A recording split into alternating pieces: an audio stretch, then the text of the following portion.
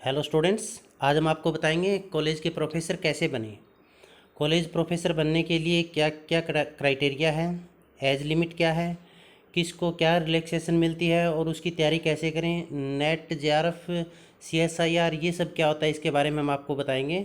तो सबसे पहले जब कॉलेज के लिए हम सोचते हैं तो उसकी पहली कंडीशन है वो है एमए या मास्टर डिग्री में आपके 55% या फिर 55% से अधिक मार्क्स आपके होने चाहिए।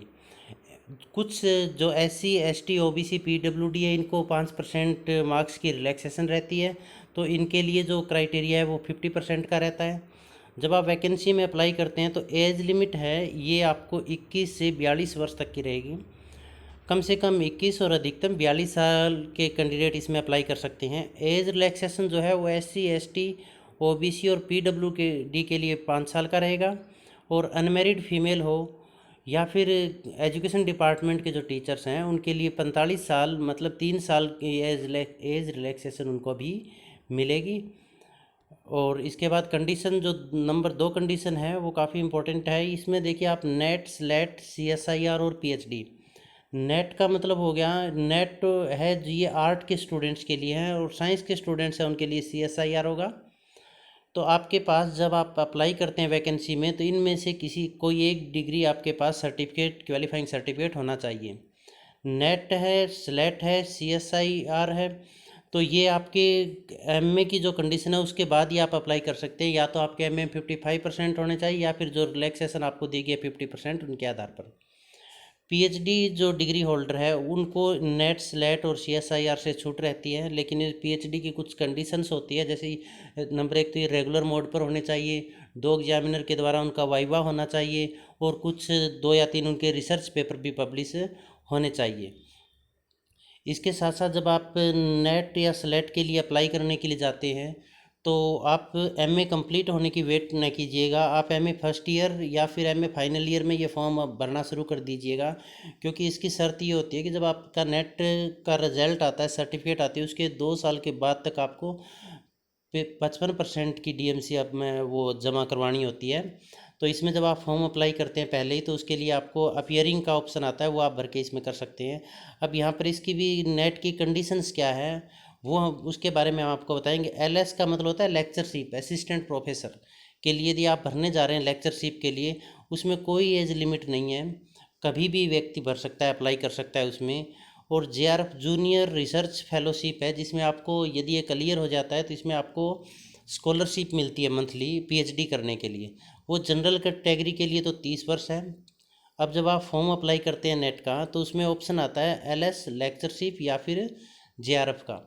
यदि आपकी एज जो ये बताया गया इससे अधिक है तो फिर आपका एक ही ऑप्शन खुलेगा LS का ही, अदरवाइज आप ये बोथ में करेंगे तो SC ST PWD वुमेन इनको 5 साल की छूट रहती है और OBC को इसमें 3 साल की छूट रहती है JRF में। तो जो नेट है उसमें 2 ऑप्शन होंगे LS और JRF। यदि आपकी एज 30 साल या 30 से कम है तो आप बोथ का ऑप्शन भर सकते हैं। यदि आपका JRF क्लियर हो जाता है वो नेट भी माना जाएगा आपका, उसमें नेट के दोबारा से करने की ज़रूरत नहीं पड़ेगी। तो ये आपकी दूसरी कंडीशन थी जो काफ़ी इंपॉर्टेंट कंडीशन थी। तीसरी कंडीशन है इसके अंदर भी गुड एकेडमिक रिकॉर्ड का आता है। ये गुड एकेडमिक रिकॉर्ड का ये काफ़ी विवादास्पद भी है, इस पर कोर्ट में केसेस भी चल रहे हैं, लेकिन यह है कंपलसरी। तो गुड एकेडमिक रिकॉर्ड की जहाँ तक बात है, ये पहला ऑप्शन हम करते हैं इसमें, जो 10वीं 12वीं और ग्रेजुएशन तीनों क्लासों के मार्क्स है वो एग्रीगेट 55% होने चाहिए। एग्रीगेट 55% या उससे अधिक, इसका मतलब क्या हुआ, इन तीनों कक्षाओं के नंबरों को आप जोड़कर 3 से भाग कर दीजिएगा। यदि 55% या उससे अधिक आते हैं तो आपकी पहली कंडीशन क्लियर हो जाती है। इसके बाद देखिएगा दूसरी कंडीशन क्या है, ग्रेजुएशन से जो लोअर एग्ज़ाम है उन लोअर एग्ज़ाम में आपके 50% या उससे अधिक अंक होने चाहिए। 50%, 10वीं और 12वीं में 50% या उससे अधिक अंक होने चाहिए। ग्रेजुएशन में आपके 50% या उससे अधिक होने चाहिए। और एमए का क्राइटेरिया हमने पहले कर लिया था, अभी इसमें जो है आपके 55% या उससे अधिक जो रिलैक्सेशन थी वो हमने पहले आपको बता दी थी। ये जो क्राइटेरिया है ये कोई फाइनल नहीं है, इस पर टाइम टू टाइम चेंजेस भी होते रहते हैं। इसके अलावा NCC NSS है उसके भी मार्क्स इसमें आपके ऐड होते हैं, और इसमें रिसर्च पब्लिकेशन के नंबर ऐड होते हैं। तो आप जब PG करते हैं तो उस दौरान या पीजी के तुरंत बाद अपने रिसर्च पेपर भी पब्लिश करवाएं। इसके अलावा जो चौथी कंडीशन है वो है भी हम ये वाई क्यों बने। जब भी आप कॉलेज लाइन में जाना चाहते हैं तो पहला क्वेश्चन माइंड में आना चाहिए भी क्यों जाएं हम, दूसरे के कहने से जाएं। इसके लिए 3 बातें आपको ध्यान रखनी है। पहली है पैसन। पैसन का मतलब होता है टीचिंग के प्रति, शिक्षण के प्रति आपका एक जज्बा होना चाहिए, जुनून होना चाहिए, एक पागलपन होना चाहिए भी मैं सिर्फ यही काम बेटर तरीके से कर सकता हूँ और इसको मैं बहुत बेहतरीन तरीके से करूँगा। इससे क्या होता है, अपने अंदर एक कॉन्फिडेंस आता है और एक आत्म प्रेरणा मिलती है। दूसरा है विजन। विजन का मतलब ये है, यदि मुझे ये लक्ष्य हासिल हो गया, जिस दिन हासिल हो गया उस दिन मैं बच्चों को कैसे पढ़ाऊंगा या कैसे पढ़ाऊंगी, मैं बच्चों को किस लेवल तक लेकर जाऊंगी, क्या जो स्पेशल क्वालिटी है मेरे अंदर जो मैं बच्चों के अंदर वो उसमें निखार लेकर आऊँगी। और तीसरा जो है वो है सैलरी। इसका मतलब जो टीचिंग लाइन में जब आप जाते हैं, प्रोफेसर की लाइन में आते हैं, तो सैलरी भी इसमें अच्छी खासी आपको अबाउट 1 लाख मिलेंगे पर मंथ। और इसके बाद कंडीशन नंबर 5 है हाउ टू प्रिपेयर। तैयारी कैसे करें हम इसके लिए। तो पहला है डिटर्मिनेशन। आपके अंदर एक दृढ़ निश्चय होना चाहिए। जब प्रोफेसर बनने की सोच ली तो केवल वो एक ही काम, उसके अलावा और कुछ नहीं। उसी के साथ सोना उठना बैठना खाते पीते समय सिर्फ उस एक के बारे में ही सोचें, उसी पर लगे रहें।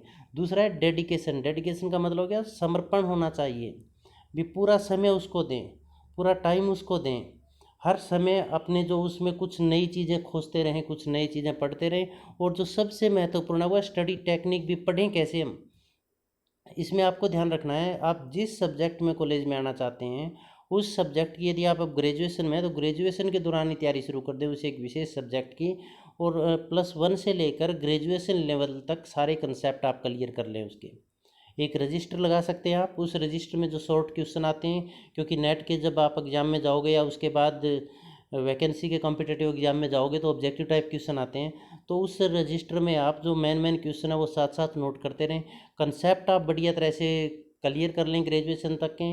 और जब आप पीजी के अंदर एडमिशन लेते हैं तो उसी दौरान आप नेट की बुक्स भी साथ लें, नेट का सिलेबस निकलवा लें और साथ साथ में तैयारी शुरू कर दें नेट की। और जब एमए प्रीवियस में उसी दौरान आप एग्ज़ाम भी देने शुरू कर दें तो आपका 100% ये क्लियर हो जाएगा, फर्स्ट अटैम्प्ट में ही क्लियर हो जाएगा। और दूसरा, नेट हम कैसे क्लियर करें, कैसे नेट की तैयारी करें, इसके बारे में हम नेक्स्ट वीडियो में आपको बताएंगे। और इसके बाद देखिए इसमें अर्ली सक्सेस है स्पेशल इन्जॉयमेंट। ध्यान रखिएगा, जितनी ज़्यादा जल्दी आप सफलता हासिल करोगे लाइफ में उतनी ज़्यादा इन्जॉयमेंट होंगे। तो कोशिश करें कि मेरा लक्ष्य है मुझे वो बहुत कम एज में बहुत जल्दी मिल जाए। और इसी के साथ आप सबका बहुत बहुत धन्यवाद। Thanks, bye.